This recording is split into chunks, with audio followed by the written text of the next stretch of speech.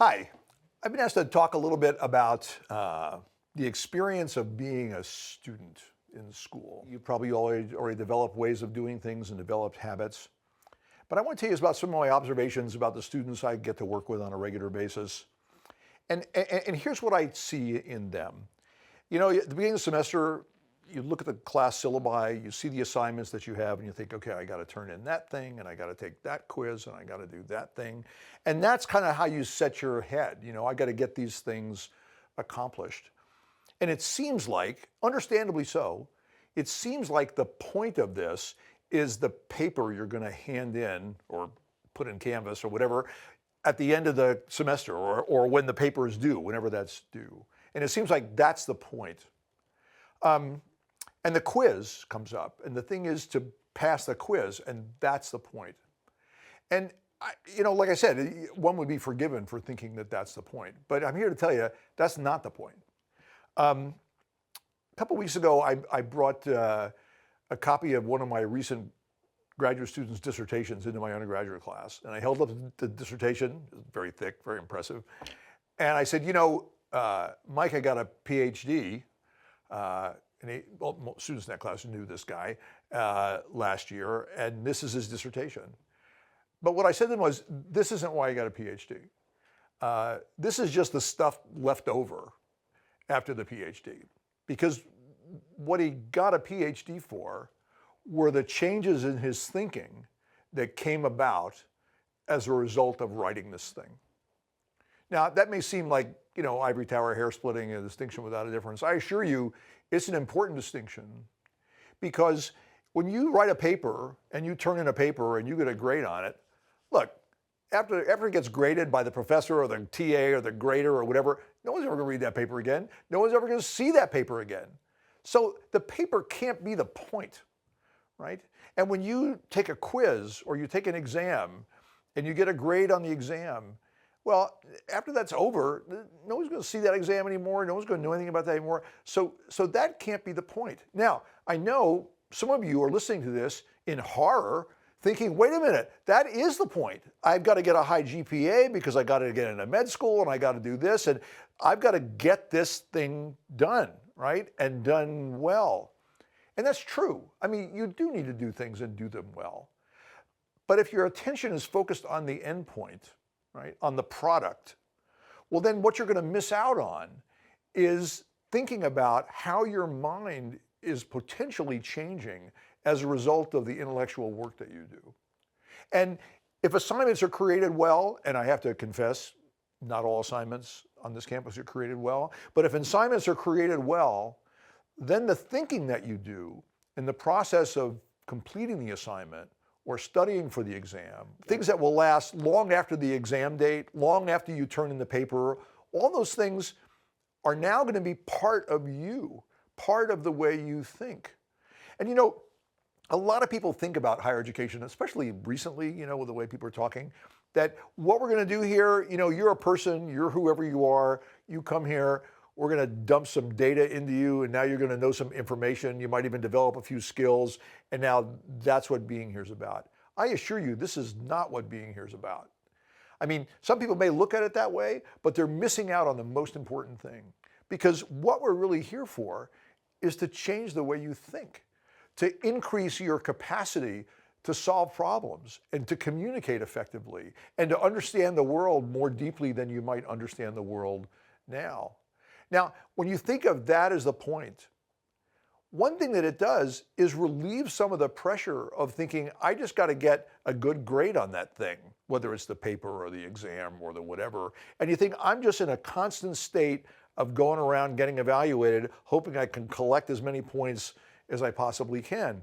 Now, granted, there are advantages to making good grades and having a high GPA. I mean, no doubt about that. But if your focus of attention is on that, what's often going to happen is you're going to find ways to accomplish those endpoints without actually doing the work that the endpoints were meant to create, right?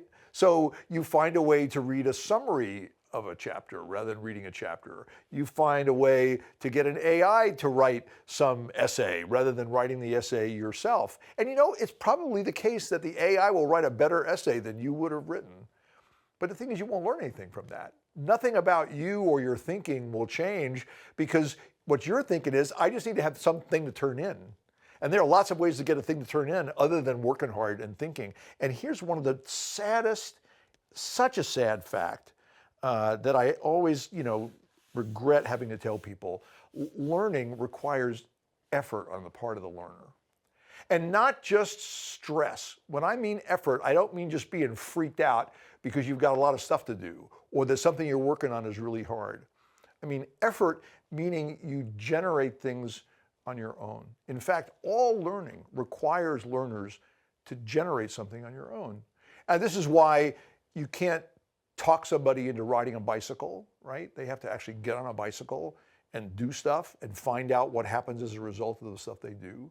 You can't talk people into writing well. You have to actually generate a lot of sentences, many of which will be not very good, and then edit them and make them better. And all of those tasks are the meat of learning. That's the way learning comes about, right? And we often in school teach, not intentionally, but we do it very effectively, the wrong thing. Because what we teach is, if you just listen and pay attention, right? If you just watch the video and take notes, if you just read carefully, then you're going to learn. And no, you won't necessarily learn. Where the learning will start was when you start generating things on your own, whether it's through writing, whether it's explaining an idea to a classmate or to a friend, when you actually create some product, whatever that product happens to be. And oddly enough, it's the opportunity for mistake making that will lead to your brain learning more effectively than if it didn't have opportunities to make mistakes. Now, if your goal is to get everything right all the time, then what many students learn to do is avoid any situation where there are opportunities to make mistakes. In fact, often when people are asked to raise their hand and volunteer in class, the reason most people don't is because they've learned, wrongly, but understandably, that don't risk it. Because, you may raise your hand and somebody calls on you and then you say the wrong thing, and then what? Well, then nothing. But what school has taught many students over time is that making a mistake is a bad thing. And making a mistake in public is like the worst thing imaginable. And if I were to title this little talk that I'm giving on this video, I would title it "In Praise of Mistake Making," right? Because if you don't have opportunities to make mistakes, and you don't actually try and make mistakes, which are almost inevitable, you're not going to learn. You may listen and remember, but understanding things is a lot more than remembering things, right? And I know that many of the exams that you take require only that you remember, but all the things when you're trying to do something really substantive and really meaningful in life beyond school require much more than remembering. For those of you who are embarking on a career in the medical professions, you're going to encounter all kinds of things that you were not explicitly prepared for. And what will be required of you is to muster all the resources that are in your memory, right? And deploy them in some way that deals with whatever the problem is that you're confronting. But you can't do that if the only thing you got is remembering, right? Understanding takes more than that. It requires more effort than that. And it requires opportunities to try things out, make mistakes, and then for you, not the teacher, not the TA, for you to correct your mistakes and make things better. I had an assignment that I tried a long time ago, one of my first years teaching here at Texas. And I had students write a paper, and they turned in the paper. And then they turned it in. It was when we actually turned in paper on pieces of paper. I just made a mark on everybody's paper, and I handed it back to them. I didn't grade it. I didn't even read it. I said, okay, here's what I want you to do. I want you to come back the next class day. I gave it on Wednesday. Came back on Friday with a paper and make it better. So give me this paper and give me the better paper. And you know what? Everybody did. I didn't tell them anything. I didn't teach them anything. It's that they had an opportunity to see what they'd done, right? And think, well, that's not really clear. I could clarify that thing. And that doesn't really make any sense. I can say that better, right? Without any instruction from me. But think about how infrequent that is in many classes in school, right? I do stuff, I do whatever I do, I turn it in, I get a grade, done, next thing. And what I'm asking you to think about as you take part in designing your own learning experiences, which all of you should be doing and need to do, is to think about how can I create experiences for myself where I try things out, I find out what I'm missing, where there are gaps in my understanding and what mistakes I make, and then I work to fill in those gaps.